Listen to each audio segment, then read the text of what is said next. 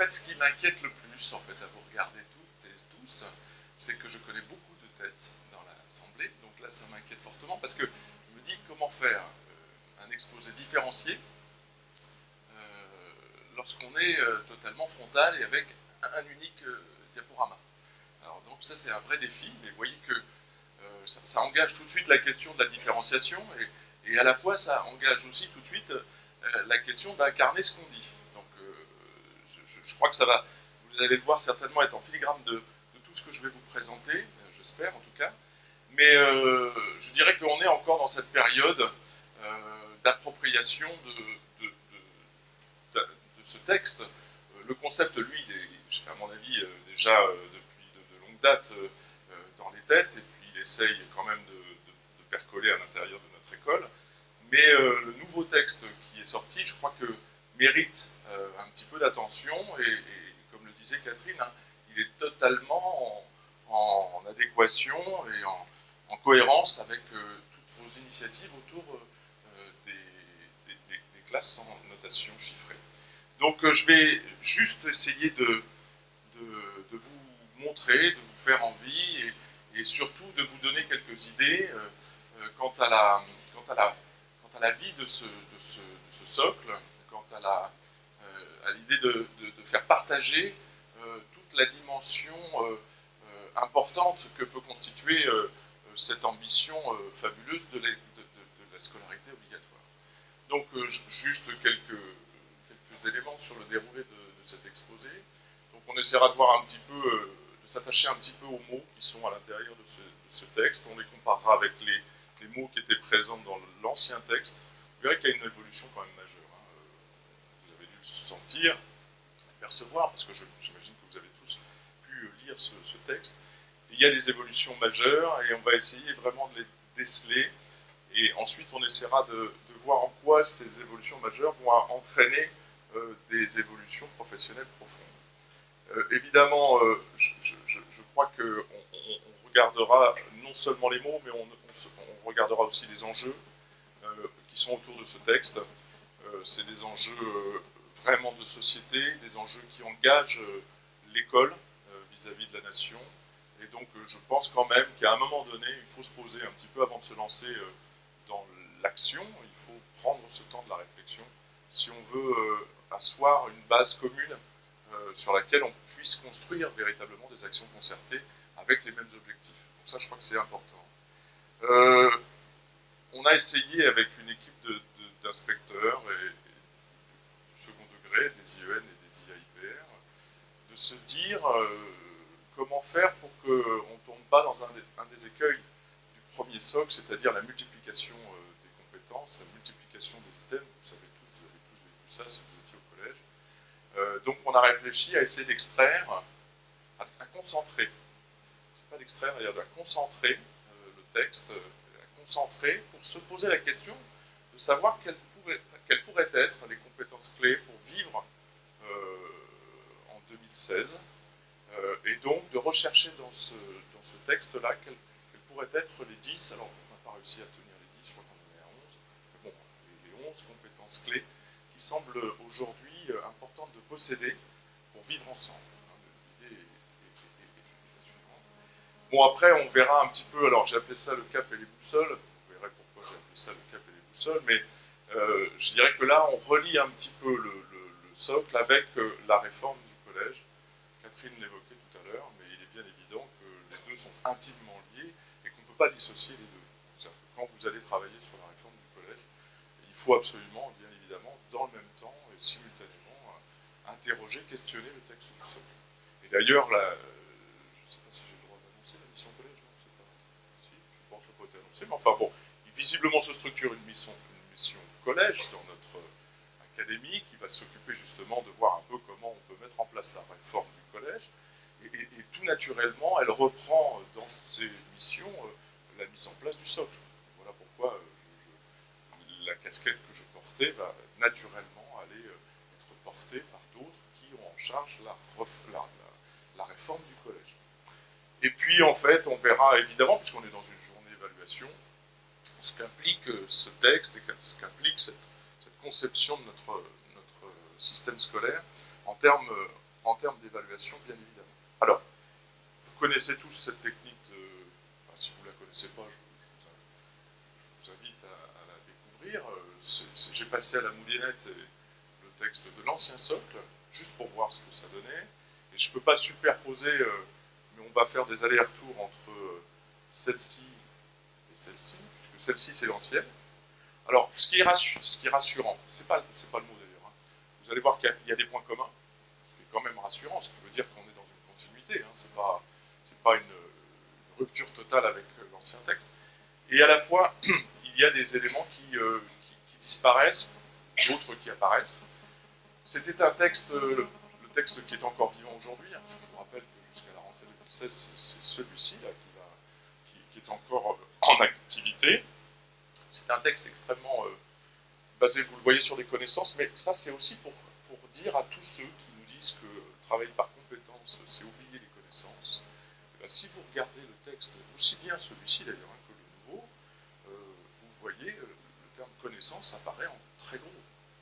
Donc il est clair qu'on ne peut pas construire de compétences sans connaissance. Vous en êtes tous convaincus, d'ailleurs je parle à des convaincus, mais j'ai envie de dire, si vous voulez rassurer un certain nombre de vos collègues qui disent qu'il n'y a plus de connaissances à travers le travail par compétence, ou dans le socle, en fait, il suffit, c'est juste des grandes idées, des valeurs, et que derrière, il n'y a pas de connaissances, bah, dites-leur que quand même, ce terme, le mot, alors, il est aussi au singulier quelque part, puisque la machine fait la différence entre connaissance au singulier et connaissance au pluriel, mais ça veut dire que ce terme-là est central aussi, enfin, et surtout, dans les compétences. Évidemment, le mot compétence apparaît aussi, hein, il apparaît là-bas à gauche, mais il y avait des termes un petit peu, c'est pas étonnant, mais qui traduisent bien la tension au moment de l'écriture de ce socle de 2006.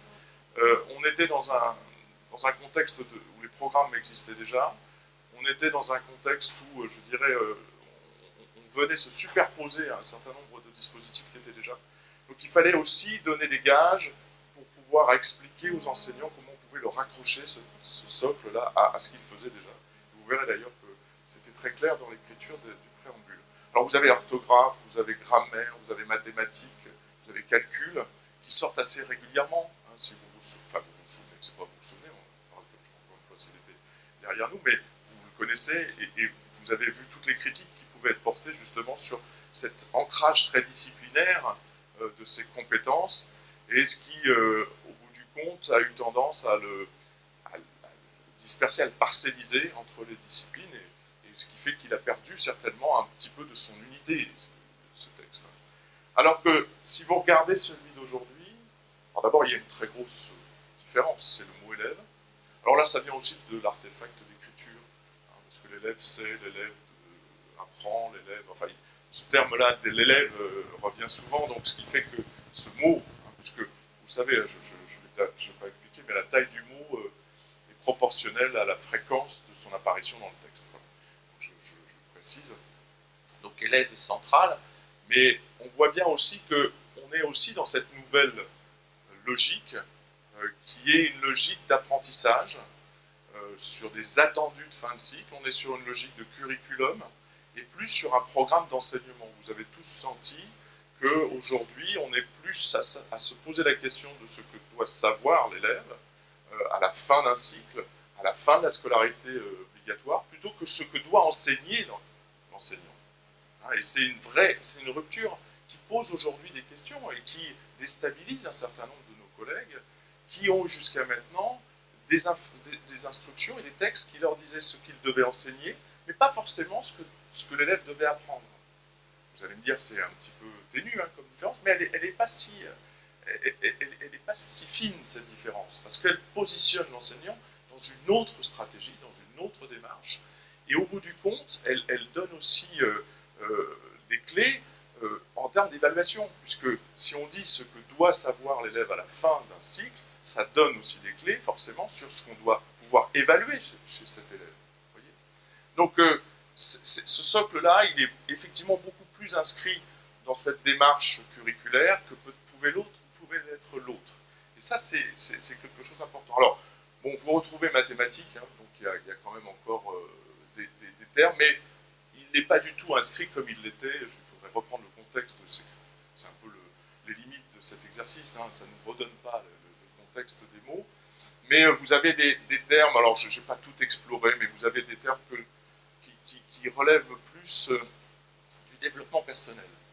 On va en reparler aussi, c'est-à-dire que vous avez sensibilité, hein, qui apparaît, donc s'il apparaît, c'est qu'il apparaît plusieurs fois hein, dans le texte, et vous verrez que ça c'est quelque chose d'important sur cette idée de non seulement développer un futur citoyen, mais aussi un futur être humain qui est capable de vivre avec les autres et de respecter les autres. Et ça c'est vraiment un texte post-11 janvier, enfin j'ai envie de dire, ça se sent bien dans la rédaction, même s'il a été écrit avant, il a été revu, hein, vous savez, il a été relu et, après la concertation, et on sent quand même qu'il y a une influence certainement inconsciente hein, sur les auteurs, pour dire qu'il y avait besoin de rappeler un certain nombre de choses sur le vivre ensemble, sur la laïcité et sur les valeurs de la République.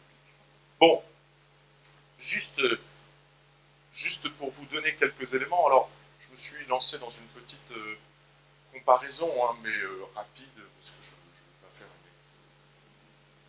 une explicitation totale de ces deux textes, mais juste pour vous montrer déjà quand même qu'on est passé sur une autre dimension.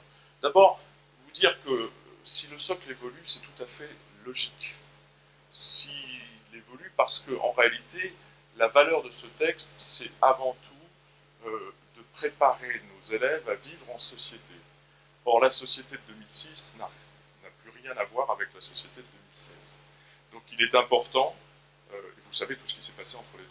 Enfin, il y a plein de choses qui se sont passées, mais je dirais que les moyens de communication, l'accès au savoir, l'accès à l'information sont radicalement différentes en 2016 qu'ils étaient en 2006. Donc il est évident qu'un texte qui a valeur, je dirais, de préparer le futur citoyen responsable doit bien évidemment tenir compte de cette évolution. Hein, ça place tout de suite l'école dans une autre position par rapport à la société. Ça la place véritablement comme un élément ancré dans la société et pas un sanctuaire. On voit bien, puisque cette évolution marque l'idée que l'école n'est pas un sanctuaire, ou en tout cas n'est pas une entité en dehors des mouvements de la société. Alors ça aussi, on le voit bien à travers les deux définitions, et on voit bien aussi l'esprit dans lequel ça a été construit. Si vous vous souvenez, en 2006, c'était écrit « détermine ce que l'une est censée ignorer en fin de scolarité obligatoire sous peine de se trouver marginalisé ». Vous voyez qu'on était sur quelque chose un petit peu en creux, c'est-à-dire tout ce qu'on ne doit pas ignorer. Ça définit pas ce qu'on doit savoir, mais ça définit tout ce qu'on ne doit pas ignorer. Alors que sur le texte de 2016, il est beaucoup plus en plein. C'est-à-dire qu'ici, on est véritablement sur une référence centrale pour la nation, et elle a pour exigence que l'école tienne sa promesse pour tous les élèves, et qu'elle développe une culture commune. Vous avez vu que ce terme de culture était apparu dans la définition, enfin dans le titre même de ce texte. Et ça, c'est quelque chose qui va aller vers l'épanouissement personnel, voilà, et permettre de s'insérer dans la société comme citoyen et participer à son évolution. Vous voyez que là, on est vraiment sur une autre logique. Et on voit bien que c'est une autre ambition.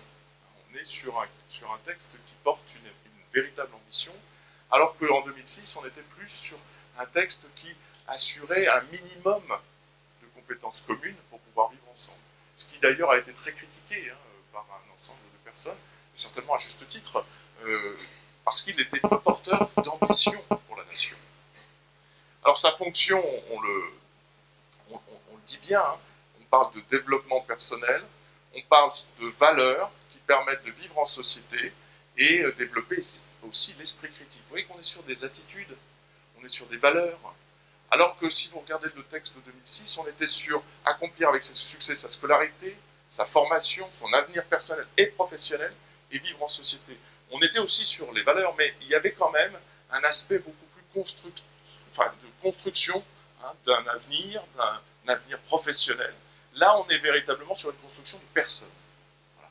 Je dirais que ça, c'est à la fois très ambitieux, et à la fois peut-être aussi, ça interroge beaucoup plus notre posture d'enseignant, parce que je dirais que ça va nous demander de savoir en quoi, et ça on va le voir tout à l'heure, en quoi ce qu'on enseigne, en quoi les savoirs disciplinaires sont susceptibles de construire une personne.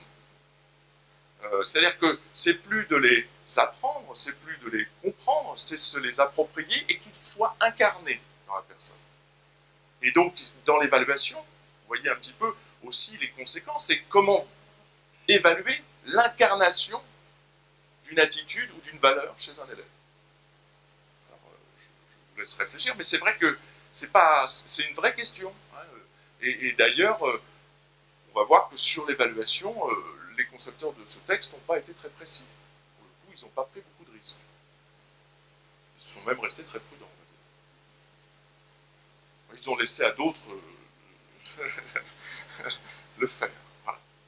Alors, tout ça, ça veut dire aussi que ça nécessite une nouvelle architecture. Parce que si vous portez des nouvelles valeurs, si vous organisez ce texte autour d'un certain nombre d'éléments partagés, moins disciplinaires, ça veut dire qu'il faut le structurer autrement que sur les 7 compétences qui aujourd'hui sont en cours dans notre texte. Donc ça nécessite une nouvelle architecture.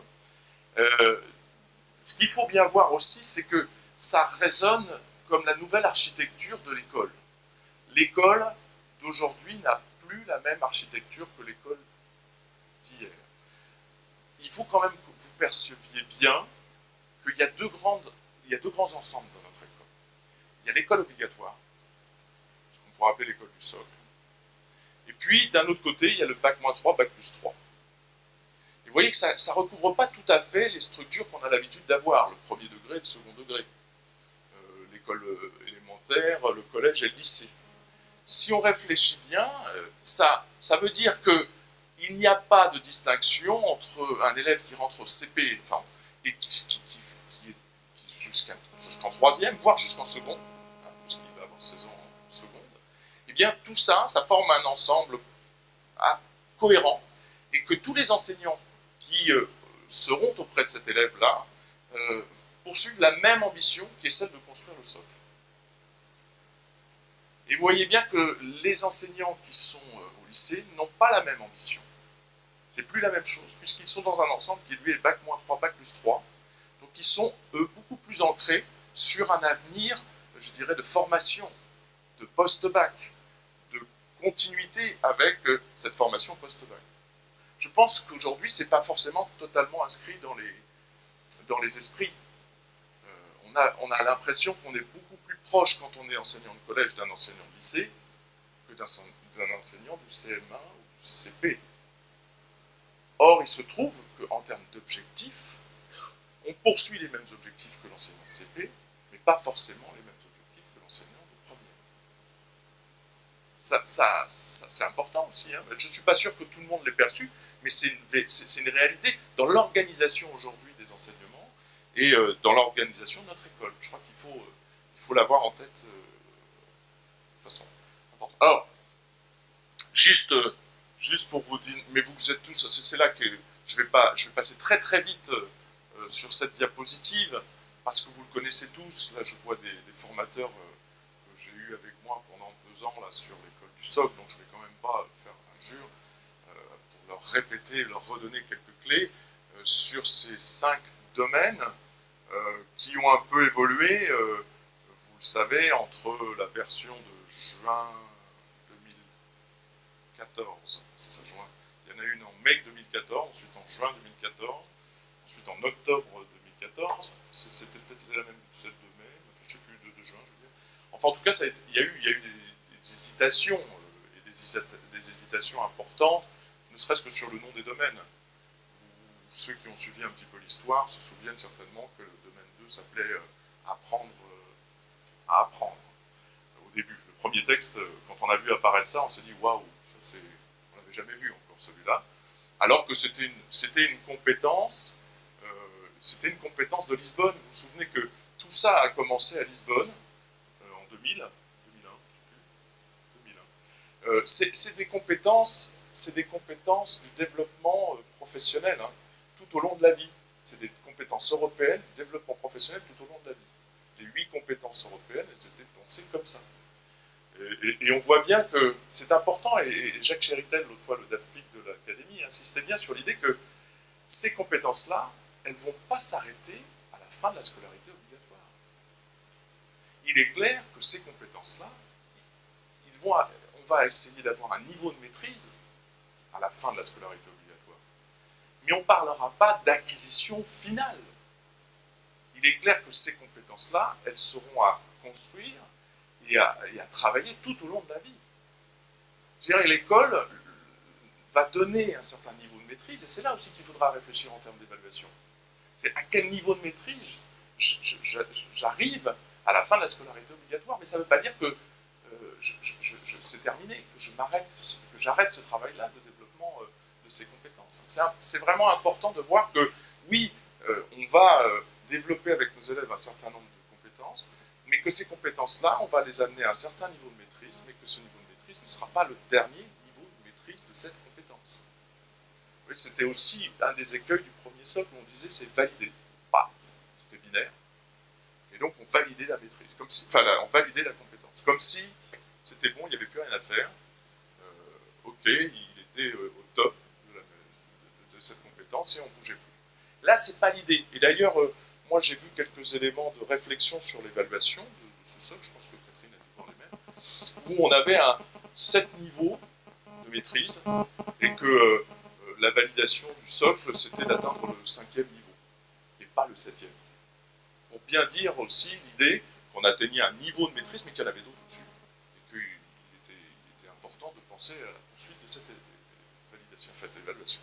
Bon, donc apprendre apprendre à apprendre, c'est transformer en méthode et outils pour apprendre. Parce qu'apprendre à apprendre, je vous l'ai dit, c'était une compétence de Lisbonne, qui n'avait pas été retenue dans le premier socle. Là, cette fois-ci, on est véritablement sur l'idée que si un jour les élèves peuvent se passer de nous, on aura gagné. Grosso modo, tout à l'heure, vous avez vu, hein, l'enseignant devient une ressource pour l'élève. Et si à un moment donné, avec toutes les ressources qu'il a à sa disposition, il s'en sort sans avoir besoin de la ressource professeur, alors là, je dirais qu'on a gagné totalement notre pari et on a réalisé véritablement le pourquoi on était avec eux. Donc ça, c'est important. Et puis après, bien évidemment, vous avez des domaines qui sont la formation de la personne et du citoyen. Mon collègue VS disait, bah voilà, scolaire, bien que là, qu'on apparaît, enfin, il était très, très... Et je lui ai expliqué, mais non, pas du tout. D'abord, la vie scolaire est partout. Il me semble quand même qu'en vie scolaire, il y a des échanges entre l'élève et les différents partenaires de la vie scolaire, donc ils s'expriment à l'oral, quand même les langages. Et puis, j'ai envie de dire qu'il y a aussi un travail sur les méthodes, l'organisation de son travail qui est aussi fait en vie scolaire, et que ces méthodes, ces formations de la personne et du citoyen, elle est véritablement inscrite comme un élément qui doit être présent dans toutes les disciplines. Bon, vous aurez de toute façon accès à ce diaporama. J'ai mis pas mal de textes, non pas pour le commenter, mais pour que si vous récupérez ces images, ça vous permette d'avoir quelques éléments. De la même façon, ce qui est important de dire, c'est cette nouvelle relation programme-socle. Vous le voyez dans celui de 2006, l'enseignement ne se réduit pas au socle, bien que désormais il constitue le fondement. Le socle ne se substitue pas au programme. Bien évidemment, ils étaient dans une situation où les programmes préexistaient, donc ils étaient obligés de dire un petit peu comment était positionné le socle par rapport à ces programmes. De l'école primaire et du collège, il n'en est pas non plus un condensé. C'était pas une réduction de... Donc ça, c'était... Encore une fois, vous voyez, on a défini beaucoup de choses en creux. Ce qui ne doit pas être. Donc aujourd'hui, en fait, ce qu'on inscrit, et ce qui est très fort quand même, c'est globalement que les programmes sont au service du socle, que les programmes sont des moyens et des leviers pour atteindre le socle. Ça aussi, c'est... Parce que, encore une fois, notre école est inscrite dans l'idée que les programmes sont les finalités. Et là, expliquer à des enseignants que les programmes ne sont que des moyens, sont des leviers pour atteindre les compétences du socle, ça ne va pas être si simple que ça. Mais encore une fois, il n'y a aucune perte, je dirais, c'est un gain d'ambition, c'est un gain, moi je trouve que cette mission est fabuleuse quand même, de développer chez nos élèves la capacité à s'insérer dans la société et à vivre avec les autres. Enfin, je veux dire, on ne peut pas avoir cette ambition pour nos élèves. J'ai du mal à imaginer comment un enseignant pourrait ne pas adhérer à cette idée.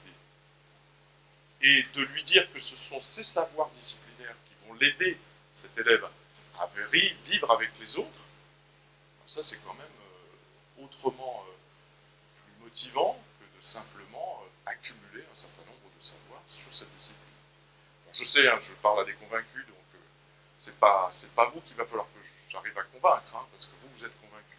Toujours le problème de ces rencontres où bon, ça se passe un peu moins bien quand on est face à des collègues qui sont moins convaincus, on va dire. Mais bon, c'est important aussi. Alors, je vous l'ai dit, hein, ça veut dire qu'avec les collègues, oui, je voulais appeler ce diaporama, je l'ai envoyé hier, c'était zénitude et saveur. Bon, j'ai pas osé, hein, parce que je me suis dit que là, parce que je mettais sur le courrier que vous alliez penser que j'avais un peu abusé des substances.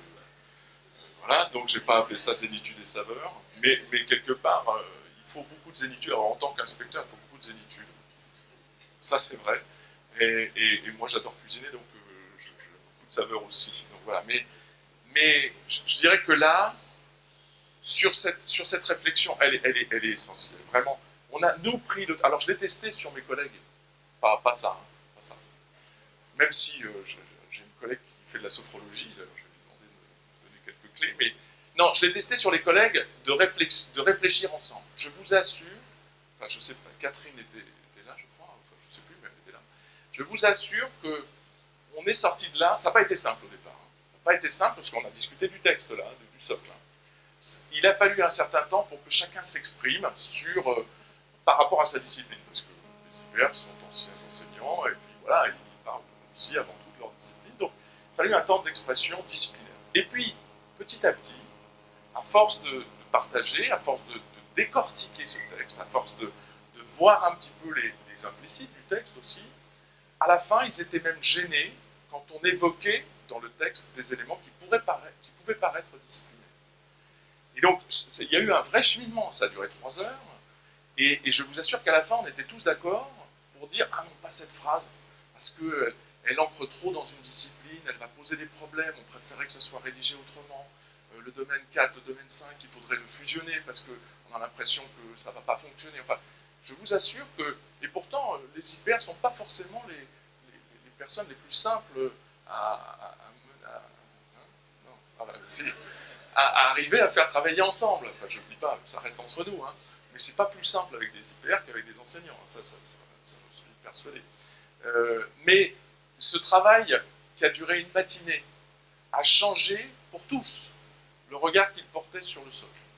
Et je sais que tout au long de l'année, enfin pas à chaque fois, mais très souvent, j'ai des collègues qui m'ont dit « Heureusement qu'on a fait ce travail-là.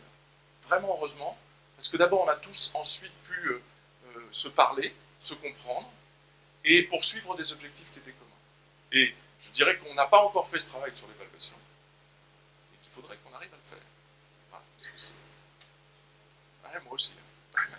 Mais voilà, donc, mais l'évaluation, on pourrait en reparler, ça touche au profond de l'être, hein, de l'être de l'enseignant et de l'IPR. Peut-être encore plus que le socle. Alors, sur quoi on va réfléchir? Ça se voit très mal. Bon, j'aime bien les cartes heuristiques, mais celle-là, bon, la définition n'est pas bonne. Et même moi, j'ai du mal à lire. Alors, je crois que je vais pouvoir lire ça. C'est pas ça. Enfin bon, ça va être compliqué, mais c'est pas grave. Juste dire que les enjeux du socle, il faut les voir, je dirais, sur 5 dimensions. Il y a évidemment la dimension pour le système éducatif, on l'a dit, il définit les finalités, hein, de la scolarité obligatoire. En fait, il correspond un peu à une constitution. Si on pouvait un peu faire un parallèle, c'est quasiment la constitution de l'école. Hein, c'est ce qui va organiser l'ensemble des enseignements dans l'école. Il est une référence pour tous les enseignants, voilà, et il construit une éducation générale et commune pour notre système éducatif. Bon, il a évidemment des enjeux pour le futur être humain. Philippe Mérieux disait quelque chose de très juste, comme beaucoup de choses qu'il peut dire, mais là il disait c'est un texte qui unit et qui libère. Je ne sais plus si c'est avec vous qu'il a dit ça ou c'est avec vous. Et véritablement, les deux dimensions sont essentielles. Je vous ai dit, c'est un ciment commun. Si on veut pouvoir s'écouter, il faut qu'on partage un certain nombre de compétences. Donc il unit. Mais il libère aussi, ça c'est important, parce que derrière ce ciment commun, on a l'impression qu'on est sur une démarche d'uniformisation de la société. Or, en réalité, ce socle a vocation à développer les talents individuels. Ça, je crois qu'il faut insister là-dessus. C'est non seulement un texte qui rassemble, mais c'est aussi un texte qui permet l'expression des talents individuels. Et ça, il faut insister, parce que c'est aussi une des critiques qui a été faite au socle, de dire, ça ne permet pas, en réalité, vous êtes sur du commun, mais l'individu disparaît, mais la liberté individuelle disparaît, puisque vous en faites une sorte de clonage à travers un texte qui uniformise la société. Mais pas du tout. En fait, ce texte, il permet aussi à chaque talent de s'exprimer, et donc de se libérer. Voilà. Je crois que ça rend bien compte des ambitions de cet objectif et de ce socle. Il rend autonome, voilà, il permet l'épanouissement personnel, et il favorise la compréhension, la création, l'imagination et l'action.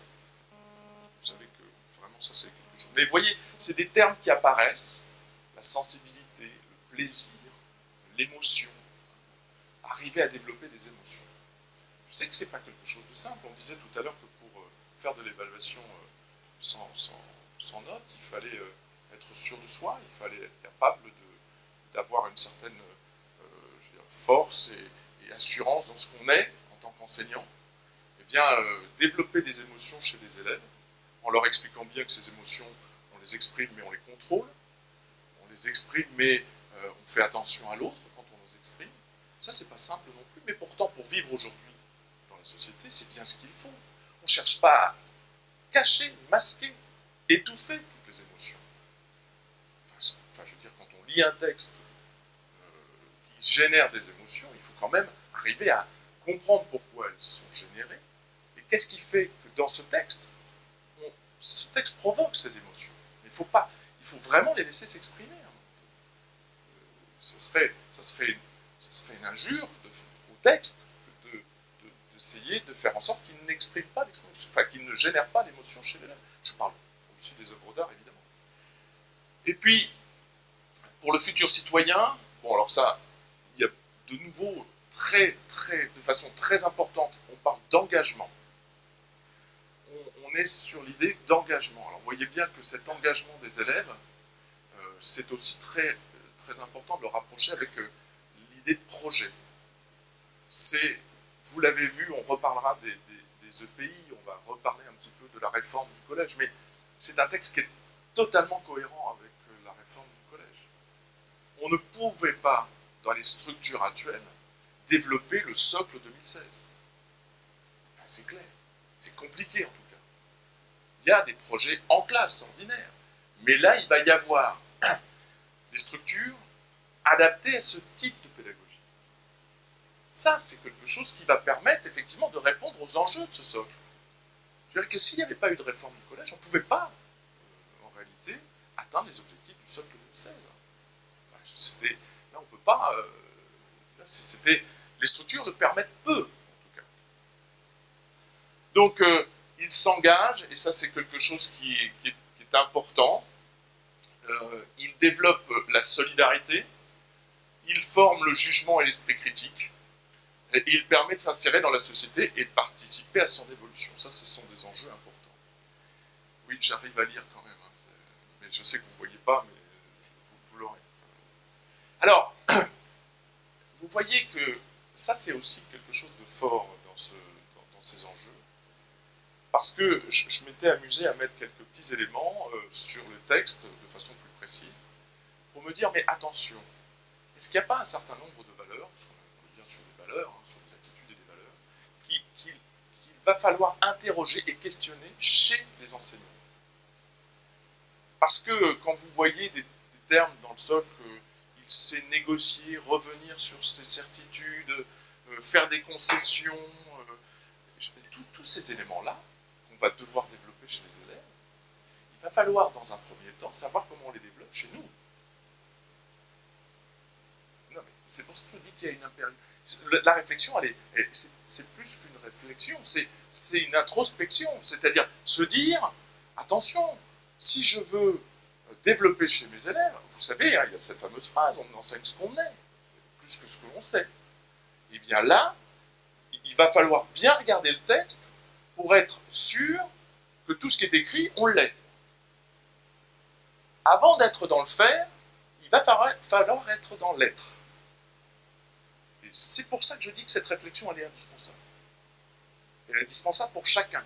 Après, voilà, chacun verra un petit peu comment il y réfléchit, mais c'est une réflexion collective et à la fois une réflexion individuelle.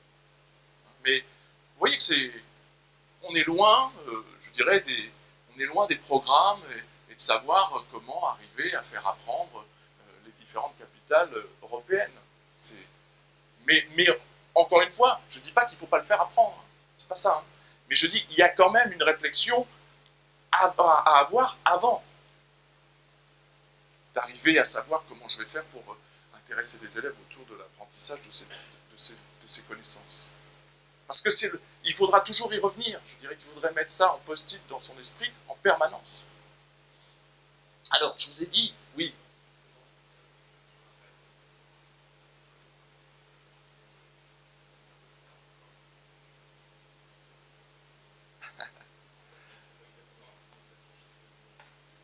Ah, ça, il faudrait.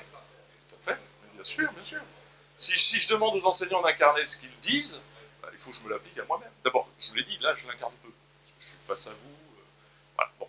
Mais il est clair que ça interroge l'évaluation des enseignants. Oui. Ah oui, très clairement. Enfin, là, et ça a été évoqué par la rectrice il y a peu de temps, et à mon avis aussi au niveau ministériel. Bon, alors après, est-ce qu'on doit tout changer en même temps? Ça, c'est une autre question. Mais sûr, c'est certain. Enfin, vous avez tout à fait raison. Mais l'introspection, on l'a fait nous-mêmes. Hein. Enfin, je veux dire, chacun d'entre nous. Et quand je vous ai dit que ce travail collectif de 3 heures, là, vraiment se torturer les méninges pour les IPR, ça a aussi interrogé leur posture professionnelle. Hein. Bah, évidemment. Évidemment. Alors, je ne dis pas que ça a changé leur posture professionnelle. Ça l'a interrogé. Ça, c'est deux choses différentes. Hein. Donc, mais pour les enseignants, j'ai envie de dire, la première étape, c'est de s'interroger. S'il n'y a pas d'interrogation, il n'y a pas d'évolution. Après, ça viendra doucement, parce que ça a des conséquences. Mais, je vous ai dit, hein, la première chose, questionnez les enseignants, vous questionnez vos collègues, parce que c'est par les questions qu'on arrive véritablement à progresser, et pas par les réponses. Ça, c'est véritable. Et vous le voyez avec les élèves. Si vous répondez à la question d'un élève, enfin, quand il est bloqué sur un exercice, eh bien, vous ne le faites pas progresser si vous lui donnez la réponse. Vous savez tous. En fait, si vous le questionnez d'une autre façon, qu'il l'amène à réfléchir différemment, et qu'il arrive à trouver sa réponse, alors là, vous le faites progresser. Je dirais que c'est vrai pour tout le monde. Questionnez-le. Questionnez-vous. Le jour où moi, quand je vais voir des enseignants qui ont arrêté de se questionner, je sais qu'il y a un problème. Je sais qu'il va falloir que je travaille avec eux sur cet aspect-là. Et trop longtemps, là, mais on est responsable, hein, trop longtemps, on est resté dans une posture à ne pas questionner les enseignants, mais à leur apporter des solutions. Bon, ce sera un autre débat. Donc, on s'est retrouvé une autre fois pour essayer de dégager les 10 compétences qui permettent de vivre ensemble aujourd'hui dans la société de 2016. Alors, le crible, il était... je lis le texte.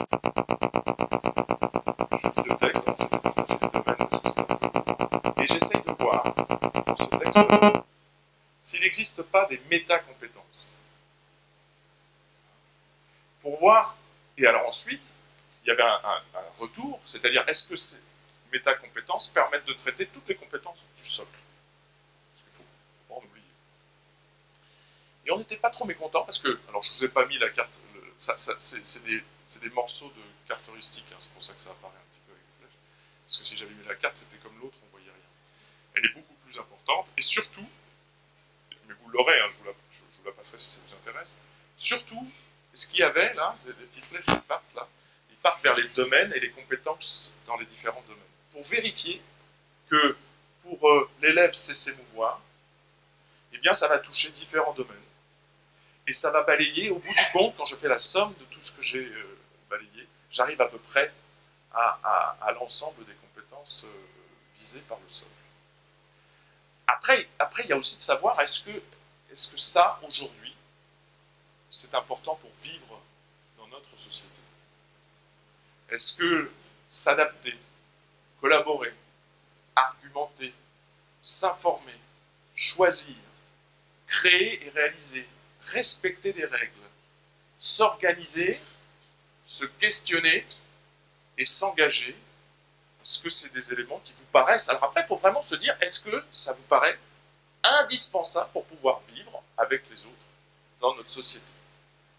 Et là, je ne suis plus dans l'école, je suis dans l'éducation, l'éducatif. Hein. Je cherche à comprendre, je cherche à savoir si ça peut être des éléments qui doivent être partagés par tous pour pouvoir arriver à vivre ensemble. Et bien évidemment, à réussir sa vie de citoyen et sa poursuite d'études. Voilà, c'est ça qui est important.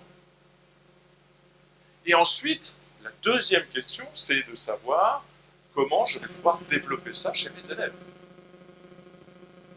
Mais si on ne se met pas tous d'accord au départ sur cette base commune, on va avoir du mal ensuite après aussi à se parler professionnellement. Mais vous voyez qu'il n'y a rien qui... Enfin, aujourd'hui, on ne peut plus vivre sans collaborer. On est dans une société où le travail en équipe est indispensable. Tous les outils qui se développent aujourd'hui autour du numérique sont des outils qui facilitent le travail collaboratif. C'est évident. Faire des choix, ça n'arrête pas. D'ailleurs, c'est ce qui libère, faire des choix. Parce que si on ne choisit pas, on n'est pas libre. On est bien d'accord. Faire un choix, c'est être libre. Si on n'arrive pas à choisir, eh ben, on n'est pas libre. Donc, s'adapter, je vais dire, c'est la base. C'est si vous apprenez à vos élèves des éléments pour leur permettre de s'adapter, puisqu'il faut à chaque fois qu'ils transfèrent les compétences et les connaissances qu'ils ont pu acquérir. Donc ça, c'est important, et ça veut dire qu'il va falloir changer les façons de travailler pour les enseignants. Vous voyez que tout ça, ça implique un changement de posture professionnelle. Et encore une fois, on ne peut pas imaginer continuer à travailler de la même façon avec les enjeux que je viens de vous donner. Et ça va être d'autant plus vrai que... J'avance un peu parce que je suis un peu... Non, ça va. Ça va être d'autant plus vrai que vous avez ça. Celle-là, je l'aime bien. Elle m'a pris du temps. Hein. Je vais vous dire, celle-là. Alors, pas pour faire les formes rondes et tout, hein, parce que ça, c'est facile.